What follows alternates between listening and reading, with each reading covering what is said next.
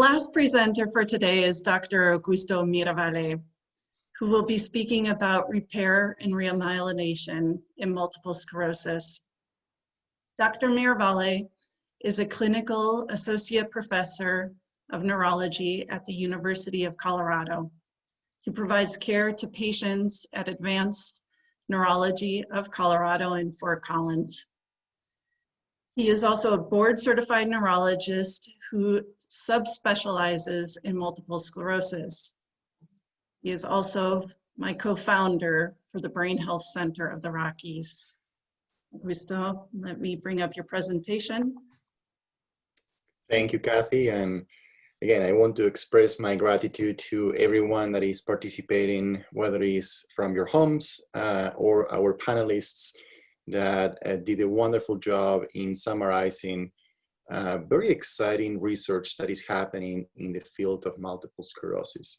And to expand on that, I have for you put together a presentation that will summarize what is coming in terms of repair in multiple sclerosis. Kathy, please go to the next slide.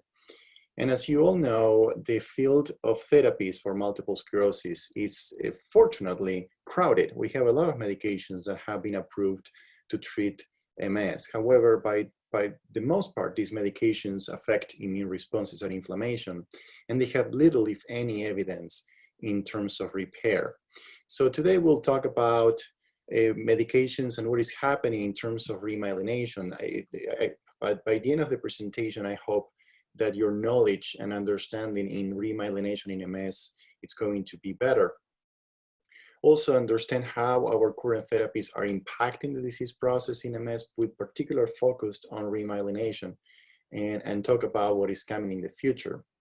So let's go to the next slide. And so these are some unanswered questions in MS. And this goes back to one of the last questions, which is why do we have more MS in Colorado? We don't know. We don't even know what causes MS. So it's going to be very challenging to address some of those questions. However, as Brett mentioned, we do know that there are certain risk factors, and certainly vitamin D deficiency is one of those. Can we stimulate repair? When are these remyelinating therapies going to be most appropriate? Are they going to be the type of medications that we use throughout the disease course? Or are we going to use these medications soon after a relapse? Or what about in between relapses? How do we measure that repair and that remyelination in clinical trials? How do we understand when someone is actually improving not only their myelin, but also will that relate to neuroprotection and improved functions? So those are some of the questions that are still unanswered, but we do have some evidence coming from research in both animal models of MS as well as clinical research that will hopefully help us to start to address some of these questions. Let's go to the next slide. So let's go to the very basic question. What is myelin? And when I trained in med school back in Argentina, I learned that myelin was this fatty substance that is going to wrap around the nerves. And we didn't think of that as much of a complex situation. We thought, well, it's just fat that insulates the nerves. Well, that cannot be further from the truth. We know that myelin is way more than that. And as you can see in the first cartoon, where you have that yellow neuron here, myelin is going to wrap around the axons and certainly will cause some insulation. It's certainly going to protect the axons, but that's not the main function of myelin. If you go to the next picture here in the same slide, this purple figure here represents the myelin, and this bubble that you see on the top is what we call the myelin producing cell, also known as oligodendrocyte. And you can see that there is a tight relationship between the two, but most importantly, you see all of these channels that goes in between the myelin and the underlying axon. These channels are little doors or entry ports in between the myelin and the axon that will allow for this constant influx of neurotransmitters, of metabolic results of, for example, activity inside the axon. So there is a very constant and active communication between the myelin and the axon, which makes the myelin an extremely complex organ. Let's go to the next slide. So I would like to introduce to you a new cell, and that cell is called oligodendrocyte, and that's the myelin producing cell. And like any cell in your body, it comes from a stem cell. So that stem cell is known as a neural stem cell. And that neural stem cell, when it's enriched with nutrients in the right environment, is going to develop into what we call the oligodendrocyte progenitor cell, also known as OPC.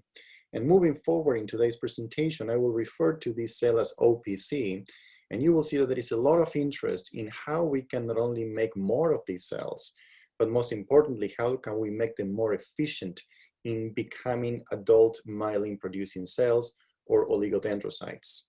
We do know from animal studies that whenever there is inflammation, the system is able to create new oligodendrocyte precursor cells, or OPCs. But only the new OPCs are able to remyelinate. The pre-existing OPCs can no longer remyelinate. And that's one of the reasons why most of this research in remyelination in MS is not only looking at the current OPCs that we all have, but most importantly, we need more. We need to bring more OPCs to the table, and those need to be able to remyelinate. The other thing that we learn from animal studies is inflammation, if it is not controlled, it's going to unfortunately stop the development of new OPCs.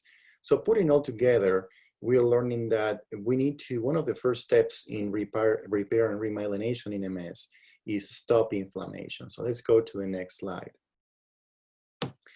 So there are differences between the myelin that we created when we were born and in our process of developing ability, for example, to walk or to talk.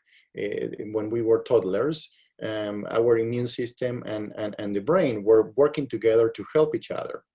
And the brain was trying to develop new functions, and through that process was myelinating new pathways. So that process of myelination, it's different in certain areas to the process of remyelination after, let's say, someone develops multiple sclerosis in their 30s and they're trying to repair and create new myelin. So there are some similarities, but there are also some differences. So let's go over some of those. So in terms of similarities between myelination or remyelination, it's the fact that they both need the OPCs, those oligodendrocyte progenitor cells. We also know that these cells have to develop into myelin-producing oligodendrocytes. So that's kind of like the end result of the cells. And these oligodendrocytes are going to create myelin that is going to unwrap around the axons. And for that reasons, they need to have intact axons in order to be able to create myelin. What about differences between myelination and remyelination? So in remyelination, axons may not be completely healthy, and that's the case of MS. If someone with multiple sclerosis develop a lesion, and that lesion not only destroyed myelin, but also affected the underlying axon, it's going to be very difficult to remyelinate on that axon.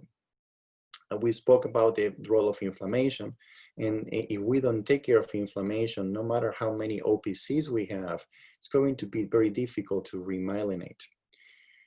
Inflammation can also affect other things beyond brain cells, and that's the truth with what we call the growth factors. Those factors that actually were very active early on in our lives as we are growing, and then when we reach a certain point in our life, they become inactive. And also inflammation can negatively influence on those growth factors. And some of those, for example, one called LINGO, is a factor that we all have, that its only purpose is to stop myelination. And you may wonder, why do we have that thing? Well, as you can look in biology and in nature, every process that our body has, it's going to have an antagonistic process that is going to somehow modulate and create balance. So we do go through myelination as we get older, but at the same time, we have to have systems that will be able to stop myelination. So we have a way to control that. So one of those proteins is called LINGO, and I will explain to you how now we can use that knowledge to try to block the blocker. So let's go to the next slide, Kathy. And this pretty much is the current recipe on how we can develop remyelinating therapies in multiple sclerosis. And that has to have three main pillars. One is we need to stop demyelination. And for that, we need to control inflammation. And that's why you will see in some of the therapies that were studied in clinical trials that they unfortunately failed. One of the criticisms was the fact that the therapies were given to patients that were still having active inflammation. So understanding that concept is key. The second one is we need to protect the structures in the environment that we are trying to remyelinate. Particularly, we need to protect the oligodendrocytes, those myelin-producing cells, but also we need to protect the axons, those wires inside the brain. So neuroprotection is a term that you often use to explain this one step, which is try to protect the tissues. And there are differences between neuroprotection and remyelination. And remyelination pretty much means we need to create new myelin. But without neuroprotection, again, it's going to be very difficult. So ideally, for a therapy to show some results, all three of these steps have to be met. And let's go to the next slide, Kathy, please. So let's go one by one. And the first one is, how do we stop demyelination? And in this cartoon, you will see that on the top, it's a very simplistic depiction on what happens in demyelination. We do know that in multiple sclerosis, these cells that here are represented in orange, those are your T cells, and the blue cells right here are your B cells. They both will be talking to each other to try to go to that site in the brain that they got the wrong signal, but they learn that they need to destroy that. And in that process, they're going to destroy myelin, but also they could destroy the underlying axon, as well as the oligodendrocyte, the myelin-producing cell. So if you go to the lower part of the cartoon in B, you can see that some medications here, they're highlighted in yellow, are being developed to try to, in a sense, stop this process from happening. So the first one is what we call the BTK inhibitors, and that stands for Bruton tyrosine kinase inhibitors. And I have an entire slide for you on that. So I'm gonna move to the next two ones now, and then we'll go back to each of them in more detail. The second one is this vaccine concept called Neurovax. And perhaps some of you have heard of that. Even 10 years ago, there was a lot of hype around the vaccine treatment for MS, and we'll talk a little bit more about that. And last but not least, I'll go back to what Sarah mentioned this morning on ibudilast. So let's go back to the next slide, Kathy. So what are BTK inhibitors? So perhaps you're all familiar with the role of B-cell therapies in MS. We now have ocrelizumab approved, or Ocrevus, and has a robust clinical effect in both relapsing remitting MS as well as primary progressive MS. And recently we had a second medication approved, ofatumumab, that is a subcutaneous form of ocrelizumab. But those two medications work by depleting B cells. So what they do is they attach to the surface of the cell and they will destroy the cell. So patients go through complete depletion of B cells. And that is extremely effective, but is not free of risks. And particularly, if we continue to see pandemics and infections, we worry about that what's going to happen long-term if we completely deplete patients from their cell repertoires. So BTK inhibitors also work at the B cell levels, but they do not cause depletion. So what they do is they go inside that cell and they will inhibit a protein called BTK. And if you look at the cartoon, BTK is inside the cell and is depicted in this red bubble. And the function of BTK is to amplify immune responses inside the cell, to release more pro-inflammatory cytokines, and to activate more cells. So pretty much once a B cell gets stimulated by an antigen, what BTK is doing is amplifying that response and, in a sense, spreading the word to other B cells. So by knowing that, now we can go and try to block that response. So these medications, what they do is just inactivate the BTK, that protein inside the cells. And by doing that, they're still able to preserve the number of B cells, but in a sense, they numb the response of B cells. So currently we have multiple trials. At Advanced Neurology of Colorado, we have 4 active phase 3 trials, and we are actively recruiting right now for the use of BTK inhibitors in relapsing remitting MS, but as well as we have these also in patients with inactive secondary progressive multiple sclerosis, as well as primary progressive multiple sclerosis. And the reason for that is the medication not only works on B cells, the medication has a high penetrance to the brain, meaning they go through the blood-brain barrier very quickly. And these are oral medications, right? Anyone can take at home. And by getting to the brain, it has a direct effect on another subtype of cells called the microglial cells. And these cells are inside the brain, and they are known to cause a further inflammation and to continue a process of distraction inside the brain. So the attraction of BTK inhibitors not only has to do with, if you wish, being an improved version of anti-B cell therapies, but also has a direct effect in the brain. So we are very excited with these. Phase 2 trials show a significant and robust effect on clinical outcomes in MS patients, and also was very safe, well tolerated. The most common side effect, which was rare, was the presence of headaches, but something that was not a reason for patients to discontinue the trials. If you want to learn more about these trials, I listed the website down in the slide, and that's repeated in multiple slides in the future. So hopefully you have plenty of opportunities to write this down, which is www.clinicaltrials.gov. And this is directly from the NIH, that we have a way to go there and type on the search the words that we want to search. In this case, for example, MS and remyelination, and it will give you an up-to-date list of clinical trials in the US. Kathy, let's go to the next slide. Let's now talk about therapies that are thought to promote neuroprotection. So there are many, and I will only talk about this one today, just simply because of the constraints of time. Ibudilast is an oral molecule that is being marketed in Japan particularly. It's a Japanese company that has an approval for asthma and respiratory complications of certain infections, including COVID-19. And it's been studied in multiple sclerosis on a phase 2B clinical trial called the SPRINT MS clinical trial, which I was a primary investigator when I was in Denver. And this trial actually shows some promising results in MS patients, particularly in those patients with inactive, meaning no disease activity, but still progressive MS in the secondary progressive stage. And the most interesting part of the results is that this benefit was independent on any type of anti-inflammatory effect. So when we look at these results, that what mostly was benefits on disability progression as well as brain atrophy, it was clear that that benefit was not due to any type of effect on inflammation.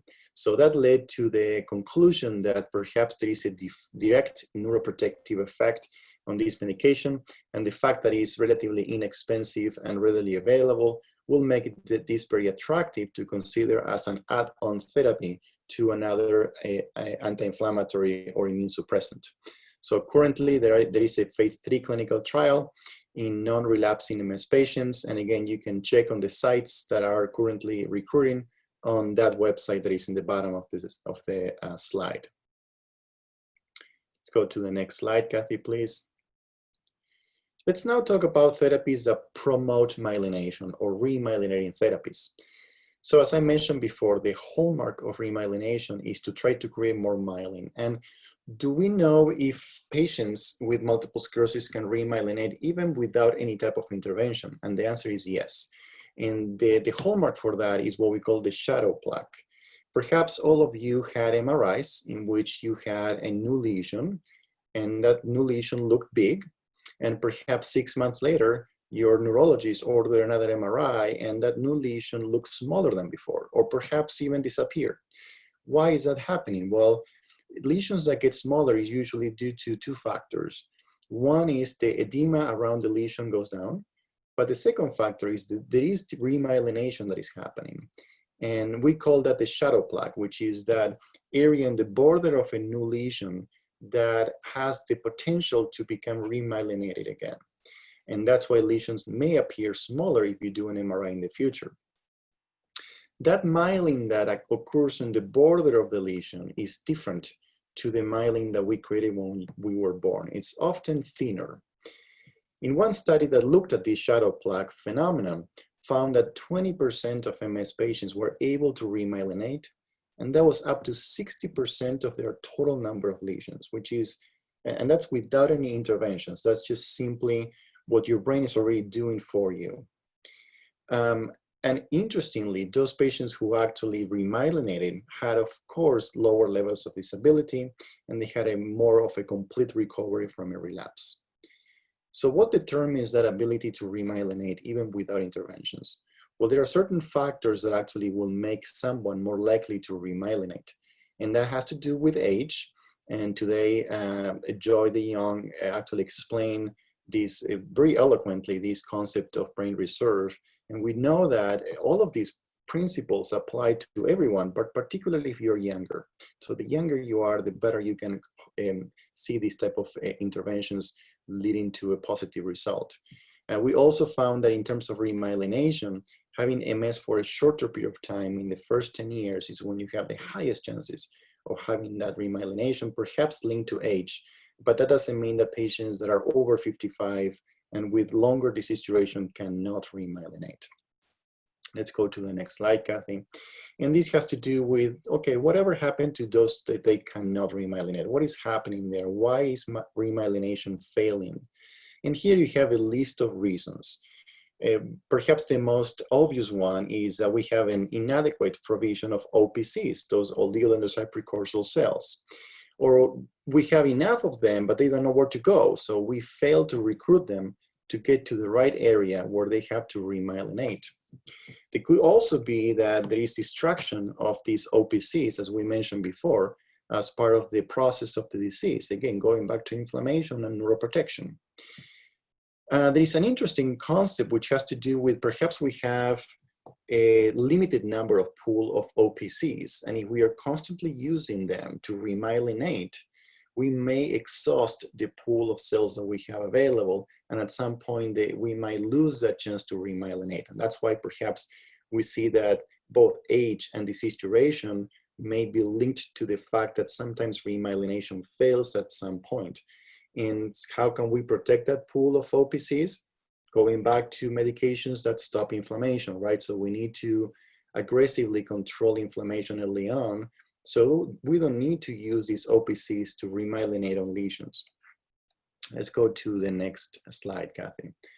So similarly to the first cartoon, this is trying to show you again what is happening when there is immune-mediated demyelination, and what are the targets, what are the potential therapies that can remyelinate. And as you can see, there are many now. We have multiple antibodies. The first one is the one that actually Sarah mentioned this morning, and I will go into more detail into that. The second one is this recombinant immunoglobulin M22. It doesn't have a name yet, but it's a monoclonal antibody that is designed to help OPCs becoming adult, mature myelin-producing oligodendrocytes. Similarly, there is a compound called clemastine. And clemastine, interestingly, is an over-the-counter medication that is already available. It's an antihistamine, and it's been identified in a high-throughput screening process to understand what are the medications that we currently have that can help remyelination. And consistently, this medication came as one of the strongest candidates, and we'll talk about that in a minute. We also have opicinumab, which, as I mentioned before, is an anti-LINGO therapy, and then biotin that Sarah mentioned this morning. So let's go to the next slide. So this is temelimab, which is a monoclonal antibody. It's been produced by a company in Sweden. And this antibody targets a retroviral particle that we all have. And Sarah mentioned something this morning, and I will expand a little bit on that now. If you go back to 40 million years ago, humans, we acquired this protein that ultimately end up getting into our DNA that comes from a mutated retrovirus. That virus died and we evolved, but somehow we kept that part of our genome. and that's known as the HERVW. So all of us, we have that, and that part of our genome, it usually doesn't express into anything. It's just this part of a useless DNA that we all have. We acquire that as we evolve into the humans we are today. But in some circumstances, that genome get activated. In MS patients, due to their amount of inflammation, they have a higher amount of expression of this part of the genome. And interestingly, not all MS patients have that. And having a higher amount of HERV expression is being linked to have a higher degree of disability in MS. One of the most frequent questions I get asked in the clinic is, why do someone with MS have more of a benign course of the disease, and sometimes someone with MS have more of an aggressive course? There are certainly many factors that account for that difference, but this is one of those examples, right? You can even go to the level of our DNA and look at the expression of certain genes that for the most part should not be activated or expressed. And some patients, just by perhaps random luck or the presence of inflammation, somehow that managed to activate these genes. Now that we know that, we can block it. And that's what this antibody is trying to do. So this is a monoclonal antibody that is going to bind to this HER protein and stop it from doing anything to us. There was a phase 2A clinical trial, and this was found to be safe. So there is a current phase 2B clinical trial in humans trying to see if that is effective in MS. It's only recruiting in Sweden, but we are very excited to see where this is going to lead. Let's go to the next slide. So there is another monoclonal antibody. It's a recombinant human IgM22. We don't have a fancy name for this. Sometimes it's referred as the Mayo Clinic antibody. This is a compound that is it has the rights for two organizations. One is Accorda Pharmaceutics and the Mayo Clinic. And it's been designed to help OPCs become mature oligodendrocytes. So there is a single dose that is being intravenously administered to patients. In terms of the phase 1, which is the first stage into safety, it showed that it was actually safe. And most importantly, patients that received that dose, the medication was found inside the brain, which is exactly what you want. So if you look at the pictures on the right-hand side, you can see the A2 and A3. So those are pathological samples of brain tissues. Just to make it clear here, so the more brown you see means the more myelin you have. And this was an animal model that looked at myelination, and they found that in A2, that was before the medication was administered, and A3 was after the medication was administered. So you can see that there was a clear increase in the amount of myelin. And that just simply by making the OPCs become myelin-producing oligodendrocytes. If you measure the amount of myelin and you quantify that, you go to A4, and you can see that in the controls, the animals that actually had the MS model, they didn't receive anything, they received placebo, they couldn't remyelinate. The percentage of remyelination was 10%. The animals actually that received this medication, they were able to remyelinate up to 30%. So it's a 20% increment in remyelination.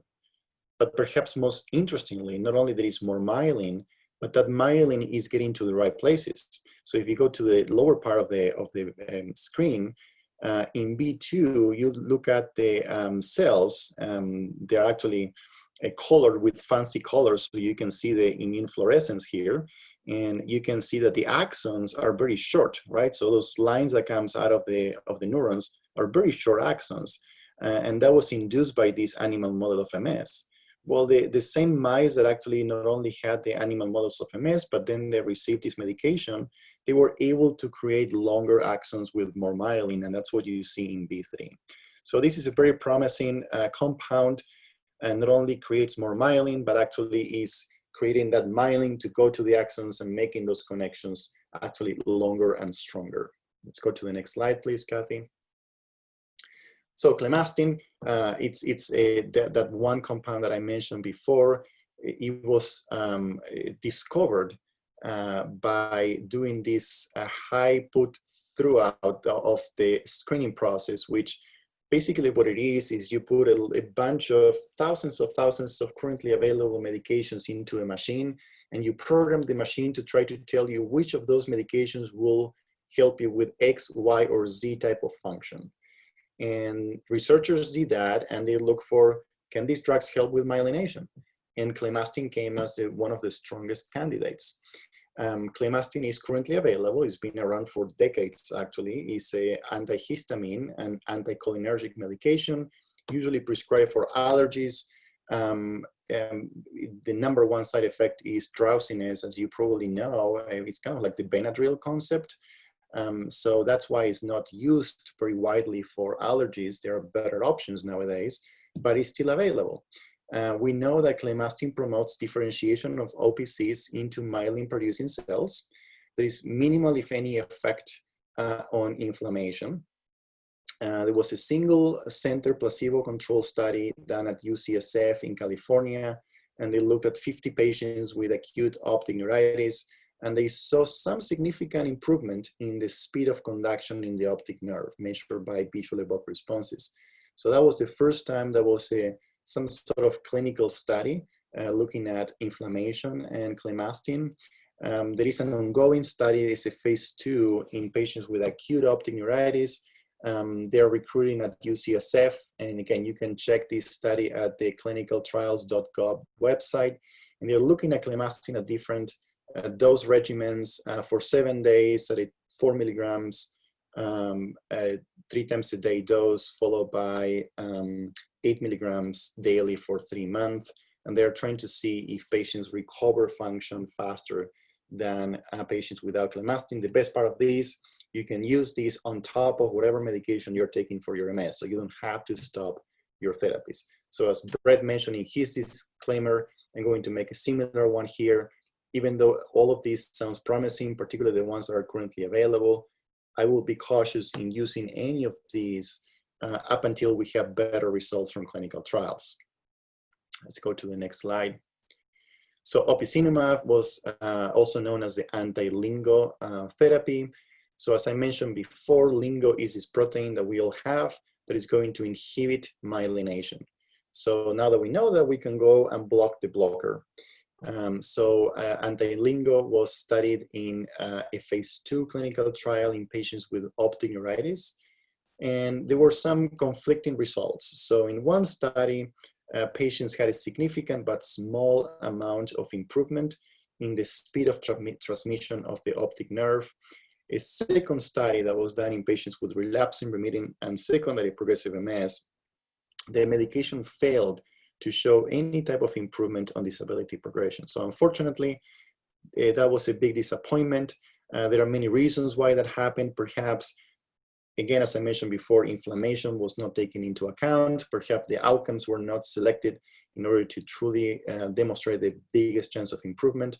But this is not the end of the story. So the company Biogen is still invested in this compound, and they currently have a phase 2 study looking at the combination of opicinumab with other disease-modifying therapies, and we are hoping to get the results in 2022. As far as I know, the recruitment is being filled, but we are still excited to look at the results from this study.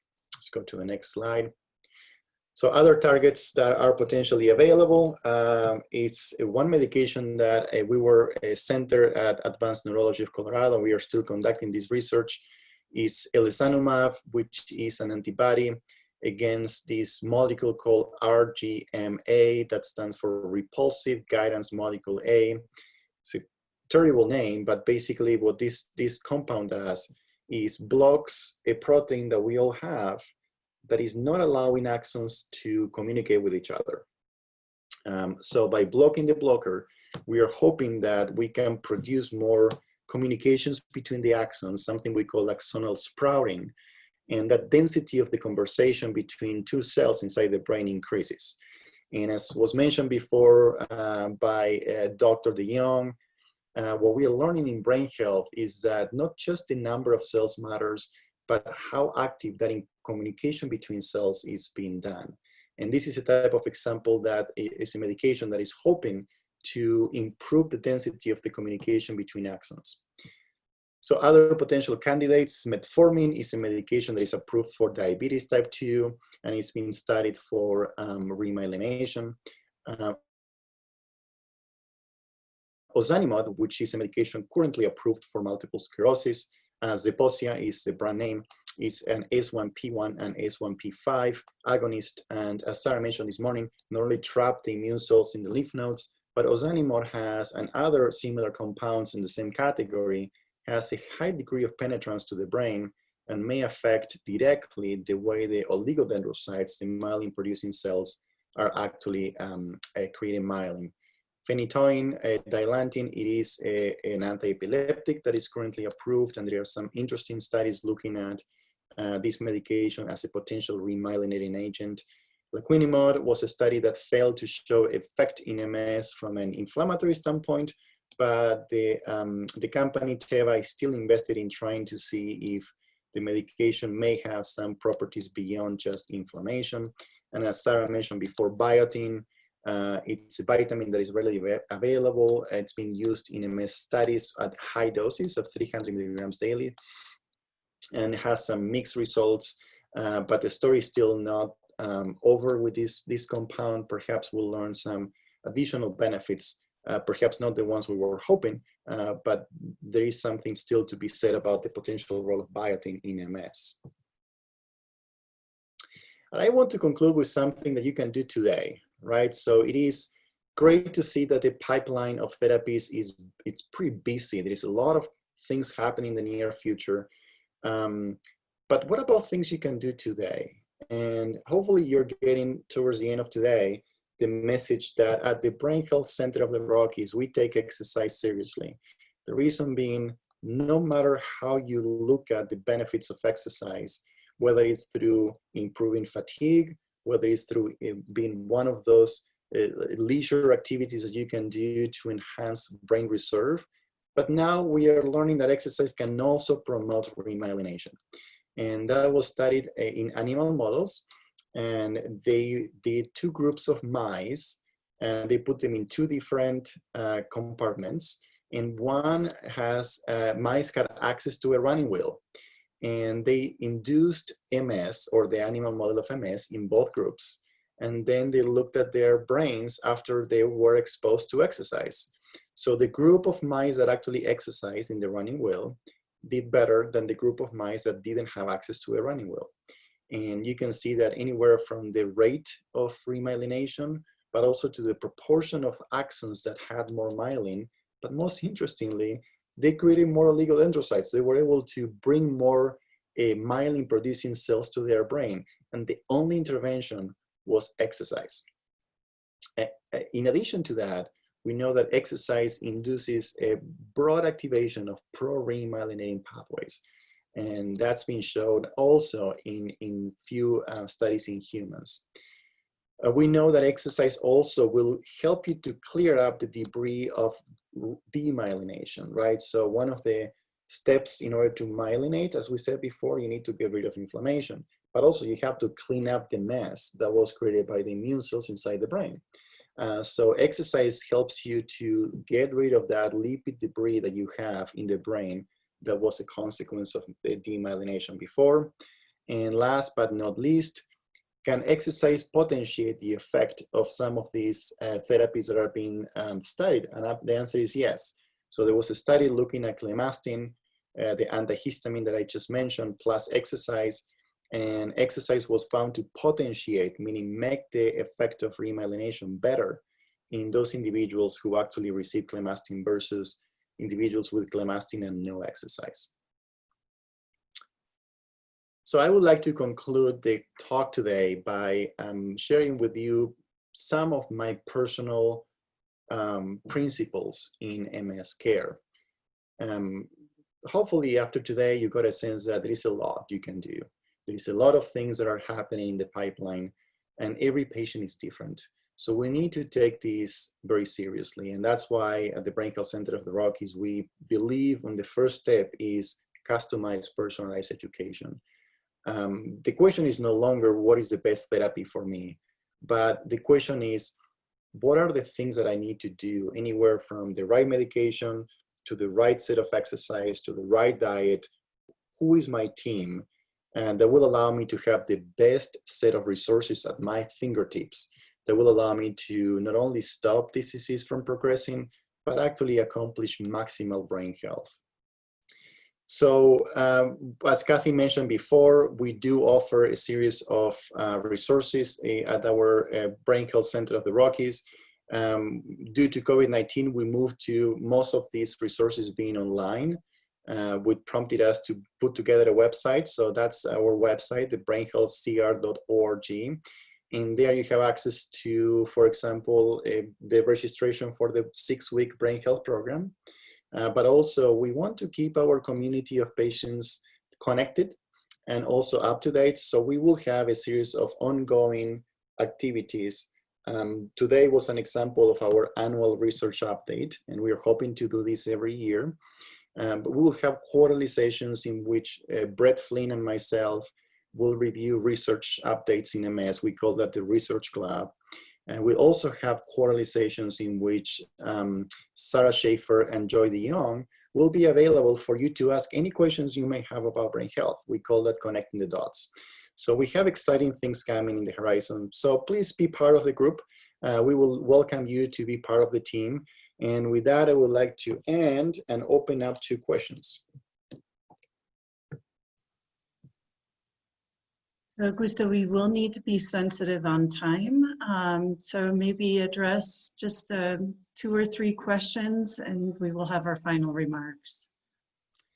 So Deb, yeah, so BTK inhibitors are likely going to be approved as monotherapy.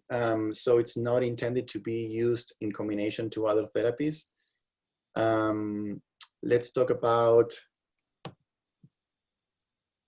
proposed COVID vaccines. Yes, so we don't know what's going to happen with the vaccine for COVID-19. So one of the concerns is that if we are currently using immunosuppressants, are these medications going to affect the ability of patients to mount a good immune response to the vaccine? And not knowing what that vaccine is going to look like is very challenging to answer the question. However, when you look at similar vaccines, for example, ocrelizumab is a medication that may attenuate the ability of someone to respond to the vaccine. And that was studied in other vaccines in ocrelizumab, even though patients actually do mount an immune response, for example, with the flu vaccine, that response is attenuated. So Alison is proposing Mavenclad. So Mavenclad perhaps is an ideal medication for a vaccine situation because you can plan the courses of treatment in times in which you're furthest away from your vaccination. And hopefully by the time that your immune cells restore to normal levels, usually 6 to 8 months after the course of Mavenclad, then if we can plan the vaccination at that time, that might be almost like an ideal situation. So how is inflammation measured and tested? Pam, in many ways, we can measure inflammation in the clinic by looking at relapses. So perhaps the clinical attack is the clinical manifestation of inflammation. On the brain, you can look at inflammation by lesions or new lesions with enhancement. In the lab, Sarah mentioned the NFL today, the neurofilament light. It's a biomarker that has been linked to inflammation. So there are different ways we can measure inflammation. So Enoch, I was at Anschutz in 2009. So thank you for your comments. And please say hello to your wife. So teriflunomide, it is not an immune suppressant. So teriflunomide is an oral medication, also known as Aubagio, that it's going to interrupt the rapid division of cells, particularly in the T-cell lymphocyte repertoire. So we see, at least I do see teriflunomide as an immune modulatory therapy as opposed to immune suppressant. And then not so much data on remyelination, but interestingly, teriflunomide is being studied now in an older population of patients and see if there is some effect on neuroprotection. It's the last one. Last one, okay, let's see. So in terms of clemastine, unfortunately, I won't be able to recommend any dose. I shared with you what the doses were on the clinical studies, which is a loading dose of 12 milligrams divided in 3 doses for 1 week. And then so 4 milligrams 3 times a day for 1 week, and then 8 milligrams daily divided in 2 doses for 3 months, which is 4 milligrams in the morning and 4 milligrams at night. That's what they're using in the clinical trials. I won't be able to recommend that because the drug is not approved. And that's something that, again, we need to wait until we learn more from the studies. And I was not part of the study. So again, I'm gonna stop before I get too late, but thank you again for being part of today's presentation. Excellent, Augusto. I do realize that it is past noon and we did not address all the questions. I will make my closing remarks quick and then wish you all a very good weekend. But of course, I can't end without saying a huge thank you to our speakers, Sarah Schaefer, Dr. de Jong-Lago, Dr. Fling, and Dr. Miravalle. And I, of course, want to recognize our sponsors again for today, EMD Serono, Sanofi Genzyme, Mallinckrodt, and Alexion. But most importantly, I want to thank all of you who have participated and given us your Saturday morning. We really appreciate this turnout and are super thrilled. Please continue to monitor our website. As Augusto mentioned, we have a lot of exciting upcoming projects and want to continue to be involved with the MS community. So check out the website. And lastly, have a fantastic weekend. Thank you, everyone. Goodbye.